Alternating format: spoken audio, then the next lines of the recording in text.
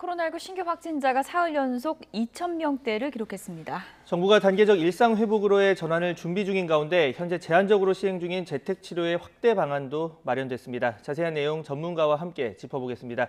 이영민 세브란스 병원 진단검사의학과 교수와 함께합니다. 네, 어서 오세요. 다음 달 이제 단계적 일상 회복으로 가는 그 여정을 우리가 앞두고 있는 상황인데요. 백신 접종률도 상당히 좀 올라가고 있는 것 같습니다. 그리고 이제 16, 17세 얼마나 예약을 할까 싶었는데 예약률이 생각보다 높더라고요. 예, 맞습니다. 말씀 주신 대로 좀 높은 예약률을 생각보다 보이고 있는데요. 일단 그 현재까지 예약한 그 현황을 보시면은 이틀 만에 33.2% 정도가 이제 예약을 해서 생각보다는 좀 많은 학생들이 지금 예약을 하고 있는 상황입니다. 예. 자, 그리고 오늘 오후 8시부터는 이제 임신부 예방 접종 사전 예약이 시작이 됩니다. 정부 자율적인 접종 이제 강조하고 있는데 사실 주변에서 보면 임신을 준비하는 분들도 고민이 많은데 또 임신부는 얼마나 더 고민이 많겠습니까? 이런 분들한테 좀 현실적인 조언을 좀 해주신다면. 예, 임신부 같은 경우에는 지금까지 이제 나온 여러 가지 데이터를 봤을 때 반드시 코로나19 예방 접종을 맞으셔야 되는 군이거든요. 이제 왜 그러냐면은 임신부 같은 경우는 임신이라는 행위 자체가 워낙 그 산모에게 미치는 영향이 많다 보니까 임신부가 코로나19에 감염됐을 때는 굉장히 고위험군으로 이런 것들이 작용을 합니다. 그러다 보니까 미국의 데이터에 따르면은 임신부가 코로나19에 확진됐을 경우에 임신하지 않은 다른 가임기 여성 확진자하고 비교를 했을 때는 중환자실 입원 위험은 3배 높고요. 그다음에 인공호흡기 사용 위험도 2.9배. 사망률도 1.7배 정도 높은 것으로 알려져 있습니다. 그렇기 때문에 임신부 같은 경우에는 반드시 코로나19에 감염되는 경우에는 꼭 이런 위대한 중차대한 그런 결과가 나오기 때문에 예방접종을 해야 되는 그런 군이고요. 또 한 가지 중요한 거는 임신부 본인에게도 이렇게 굉장히 많은 위험이 가해지지만 이러한 임신부가 코로나19에 감염돼서 아이를 출산하였을 때 그 아이도 신생아 중환자실에 갈 확률이 다른 코로나19에 감염되지 않은 임신부하고 아이도 코로나에 같이 걸리는 건가요? 아니요, 그렇지는 않습니다. 저희가 이제 그 임신부가 코로나19에 감염됐을 때 그러니까 태아가 코로나19에 감염되는 거는 처음에 굉장히 많은 얘기가 나왔지만 결국은 이제 태반을 통과해서 감염되지는 않는 것으로 되어 있는데 굉장히 드문 경우. 그러니까 태반이 조금 다른 사람에 비해서 약하다던가 문제가 있는 경우는 태내에서도 감염이 일어나지만 그건 굉장히 예외적인 경우고요. 대부분은 이제 출산하고 나서 모유 수유나 이런 도중에 감염이 되는 경우들이 있습니다. 하지만 태어날 때는 이제 코로나19에 감염되지는 않거든요. 근데 그렇다고 하더라도 코로나19에 감염된 임신부한테서 태어난 아이의 경우에 있어서는 감염되지 않은 임신부로부터 태어난 아이에 비해서 신생아 중환자실에 갈 확률이 거의 5배에서 6배 정도 높은 걸로 알려져 있거든요. 그래서 임신부 본인을 위해서도 그렇고 그다음에 아이를 위해서도 그렇고 면역력을 갖고 있는 게 좋습니다. 그래서 만약에 지금 현재 코로나19 예방접종을 맞지 않고 임신을 하신 임신부의 경우에 있어서는 가급적 예방접종을 맞기를 권고를 해드리고 싶고요. 단 이제 임신하고 12주 이내 이 시기는 굉장히 좀 아이의 발생에 있어서 중요한 시점이거든요. 그러다 보니까 그때는 조금 주의가 필요하실 것 12주 이내일 경우에는. 예, 맞습니다. 그 주의가 필요할 것 같고 그다음에 고위험군에 해당되는 임신부들, 고령층이라던가 또는 다른 기저질환이 있는 경우도 한번 의사와 주치의 한번 상의를 해보실 것을 권고를 드리고 싶습니다. 그래서 임신부는 반드시 이제 코로나19 예방접종을 하는 게 좋다고 생각을 하고요. 단 더 좋은 건 임신하기 전에 예방접종을 하는 겁니다. 그래서 가임기 여성이라면은 저는 가급적 이번에 코로나19 예방접종을 좀 적극적으로 맞으시는 게 나중에 아이를 가졌을 때 조금이라도 더 불안하지 않게끔 임신을 진행을 하고 아이를 낳을 수 있는 길이라고 생각을 하기 때문에요. 그런 말씀을 좀 드리고 싶습니다. 교수님 궁금한 게요. 그러면 임신을 준비하거나 임신 중인 여성이 백신 접종을 하고 항체가 생기면 태어나는 아기도 항체가 있는 건가요? 예.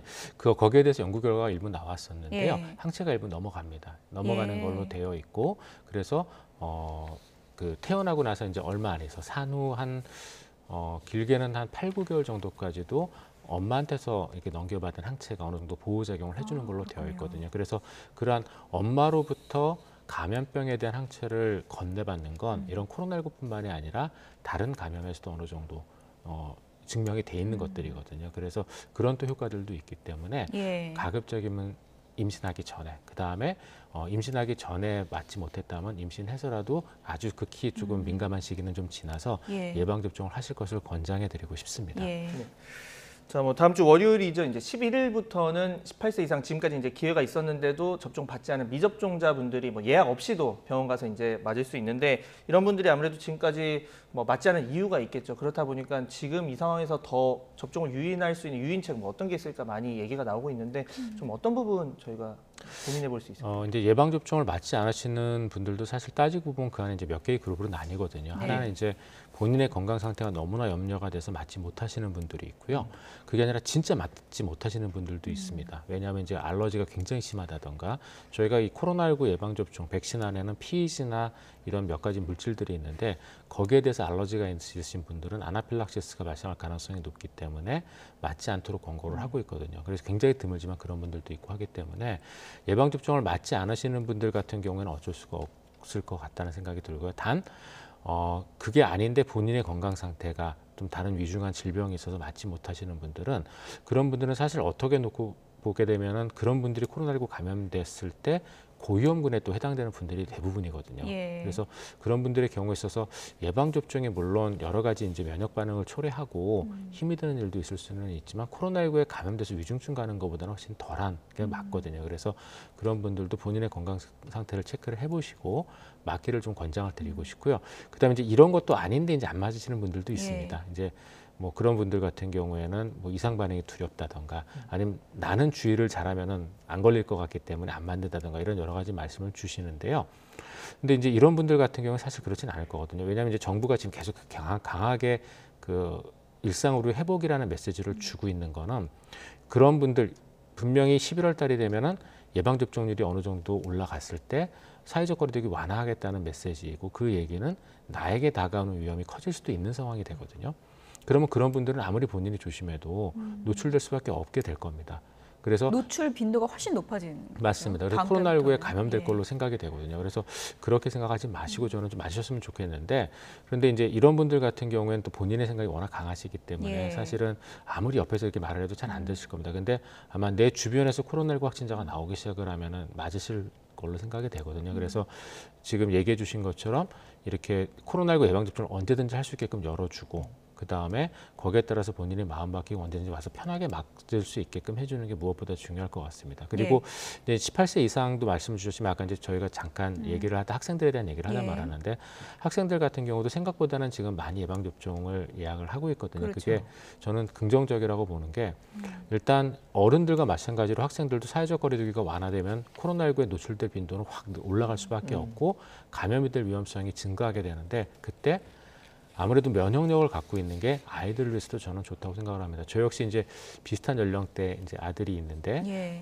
그 제 아들에게도 맞으라 마라 얘기는 하지는 않았지만 뭐라고 얘기를 했냐면은 분명히 언젠가는 이 코로나19는 지구상에 있는 모든 사람들이 감염이 될 가능성이 있는데 그때 너가 면역력을 갖고 있는 게 아무래도 코로나19에 노출됐을 때 훨씬 더 좋지 않겠냐라는 얘기를 본인이 맞겠다고 하더라고요. 그래서 그런 식으로 조금 생각을 하시면은 굉장히 민주적인 방식으로 대화를 하신 거군요. 예, 뭐 어떻게 보면 그렇기도 하지만 또 뭐 나름대로 제가 코로나19에 대해서 또 어느 정도 위치를 뭐 얘기들을 많이 해주는 것들이 좀 있어가지고 아마 그런 것들에 대한 게 조금 받아들여졌던 것 같습니다. 그래서 이러한 자율적인 어떤 접종이 진행되는 게 저는 긍정적이라고 생각을 합니다. 앞으로 또 12세에서 15세 접종도 시작이 될 테니까 그렇게 되면 이제 아이들하고 그렇게 좀 얘기를 하는 시간을 갖는 게 상당히 좀 중요할 거라 생각이 들고요. 화이자 백신 관련해서 기사를 하나 봤더니 2달 지나면 효과가 확 떨어진다 이런 내용이 있더라고요. 많은 분들이 이렇게 고생해서 맞는데 2달밖에 안 간다고 이런 생각 하실 텐데 어떻게 이해를 해야 될까요? 예, 이제 많이 그 기사 보시면 많이 억울하실 것 같은데 근데 이제 그 기사에서 얘기를 하는 거는 2달 정도 지나면서부터 감소하기 시작한다가 사실은 정확한 얘기이고요. 그리고 더 중요한 거는 위중증 보호 효과는 90% 이상 잘 유지가 된다라는 내용이라고 생각을 합니다. 그래서 이 기사에서 저희가 좀 주의 깊게 봐야 되는 건 그렇기 때문에 예방접종이 효과가 없다가 아니라 예방접종이라는 거는 위중증을 보호하기 위해서 맞는 거고 예방접종을 맞는 사람이 가장 큰 혜택을 보는 거다라는 게 사실은 이 기사의 얘기이고 중요한 거는 아까도 말씀드렸지만 예방접종률이 올라가고 사회적 거리두기가 완화됐을 때 그러면 예방접종 완료자에 의한 예방접종을 맞지 않은 사람들의 보호 효과는 없어질 가능성이 높다라는 게 또 그 아래에 숨어 있는 거라고 생각을 하거든요. 그래서 우리가 이제 이런 것들을 고려했을 때 분명히 예방접종 완료자라 하더라도 코로나19의 돌파 감염이 없지는 않고 예. 그다음에 그렇게 해서 돌파 감염이 됐을 때는 분명히 예방접종 미완료자와 비슷한 정도로 바이러스를 초기에는 배출하는 걸로 돼 있거든요. 처음에 나왔을 때는 이 여러 가지 논문이 나왔을 때는 예방접종 완료자와 미완료자 중에서 완료자는 바이러스 배출량도 적고 배출 기간도 짧다라고 그랬었는데 예. 이게 델타 변이가 나오면서 이게 다 바뀌어 버렸습니다. 아, 그렇습니까? 예, 그러면서 예. 바이러스 배출량도 큰 차이가 없고 그다음에 초기 일주일 동안에는 감염력도 처음에 한 3, 4일 정도까지는 큰 차이고 그 다음부터 감소하는 걸로 지금 되어 있거든요. 그래서 그렇게 놓고 봤을 때 내 주변에 아무리 예방접종을 많이 했었어도 그런 사람들이 어느 정도 돌파 감염이 될 가능성이 있기 때문에 나에 대한 보호 효과는 많이 떨어진다라고 생각을 하시면 되고 내가 맞아서 나를 위중증으로부터 보호하는 게 제일 좋은 최선의 방법이다라고 생각하시면 될 것 같고요. 마찬가지로 중요한 건 또 이런 여러 가지 것들이 있기 때문에 사회적 거리두기 완화도 너무 급격하게 하기보다는 반드시 사회적 거리두기 완화가 필요는 하지만 각각의 어떤 발생자 현황이나 이런 것들을 보고 단계적으로 순차적으로 진행을 해야 된다고 생각을 합니다. 예. 네. 자, 오늘 방역 당국에서 나온 얘기 중에 이 단기적 일상 회복으로 가기 위해서 이제 재택 치료를 좀 확대하겠다. 그래서 기준을 많이 완화를 했습니다. 기존에는 뭐 제한적으로 좀 허용을 했다면 이제 입원 요인 없는 뭐 만 70세 미만 무증상 경증 확진자는 재택 치료할 수 있게 문을 열어놨는데 이게 또 이제 뭐 한라인 이런 것도 잘 구축이 돼야겠고 뭐 다양한 또 변수가 있을 수 있으니까 좀 우려가 되지 않을 수 없는 부분이 좀 어떤 부분 저희가 대응을 해야 될까요? 네, 맞습니다. 재택 치료라는 게 지금 일상으로의 회복을 앞두고 반드시 이제 필요한 조치 중에 하나이기 때문에 저희가 이런 것들이 필요는 한데요. 근데 이제 여기 이런 것들 재택 치료를 원활하게 하기 위해서는 분명히 말씀 주셨던 건 필요한 부분들이 있습니다. 첫 번째는 다른 사람들에 대한 감염 위협이 없어야 되거든요. 그러기 위해서 본인의 재택 치료 하고 있는 그러한 공간 안에서 다른 곳으로 즉 다중이용 시설이나 이런 데를 방문하는 일이 없어야 되거든요. 그래서 이제 정부 쪽에서 자가격리 앱을 이용을 하고 그걸 이용해서 이탈이 확인되면은 뭐 이렇게 여러 가지 팔찌나 이런 것들을 채우겠다라고 말을 주셨는데요. 문제는 본인이 이탈하는 경우는 그렇게 어느 정도 커버가 되지만 누가 찾아오는 경우는 알기가 어렵거든요. 그래서 그런 경우에 대해서도 어느 정도 대비가 되어 있어야 될 것 같고요. 그게 또 왜 필요하냐면은 지금 자가격리 같은 경우도 하다 보면은 많은 분들이 그 자가격리 기간 14일 동안에 그 개인 혼자 있는 그 기간을 이기지 못하고 자가격리 그 장소를 이탈하거나 이런 경우들이 발생을 하거든요. 그런데 코로나19에 감염된 사람이 14일 동안 혼자 있는다는 건 사실 심리적으로 쉽지 않습니다. 그렇죠. 그러다 예. 보니까 이제 아무래도 이탈하고자 하는 욕구도 많을 거고 또 누군가한테 네가 좀 와라 이런 얘기도 또 있을 수도 있거든요. 예. 그래서 이런 부분들에 대해서는 분명히 주의가 하나가 필요하다고 생각이 되고요. 그다음에 두 번째는 이제 말씀드렸던 조금 전에 말씀드린 그 심리적인 부분들인데 이게 그 내가 코로나19에 감염됐던 그동안 방송이나 또는 여러 가지 매체를 통해서 굉장히 무섭고 위중하다고 들었던 그 병에 내가 지금 걸려 있는 상태인데 내가 지금 집에 있어야 되는 상황이거든요. 물론 이건 이제 내가 선택하는 길일 수도 있겠지만 분명히 14일 동안 있다 보면은 여러 단계의 심리적 변화를 거칠 가능성이 많거든요. 그럼 거기에 대한 심리적 지원이 필요할 가능성이 높습니다. 근데 이런 심리적 지원이라는 게 과연 어느 정도 수준으로 어떤 방법으로 가능할지를 모르겠거든요. 그래서 이런 것들이 원활하게 이루어져야 될 것 같고요. 그다음에 세 번째는 이런 분들이 집에 있으면서 이제 그러면 이런 심리적 변화를 겪게 되는 가장 큰 이유가 내 건강 상태가 갑자기 변할 때거든요. 예. 어제까지는 괜찮았는데 갑자기 오늘 좀 숨이 안 쉬어지는 것 같고 오늘 갑자기 심장이 빨리 뛰는 것 같고 이럴 수가 있거든요. 그러면 그게 진짜로 위중증으로 가는 건지를 알 수 있는 여러 가지 모니터링 체계가 있어야 되는데 이게 증상만으로 보기에는 조금 문제가 있습니다.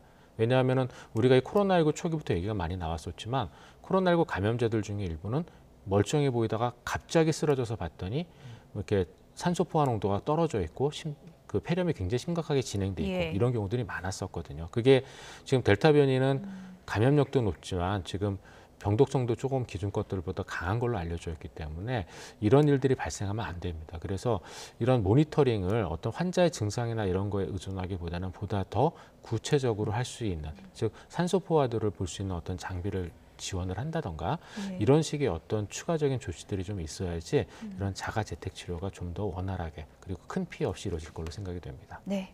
백신 접종률 높아지면서 가을철에 또 나는 자유다 하면서 이제 이동량도 많아지고 하는 분들 많은데 감염이 또 안 되는 게 아니니까 방역 수칙은 꼭 지켜야 된다는 점 다시 한번 좀 얘기를 해드려야 될 것 같습니다. 이영민 세브란스병원 진단검사의학과 교수였습니다. 고맙습니다.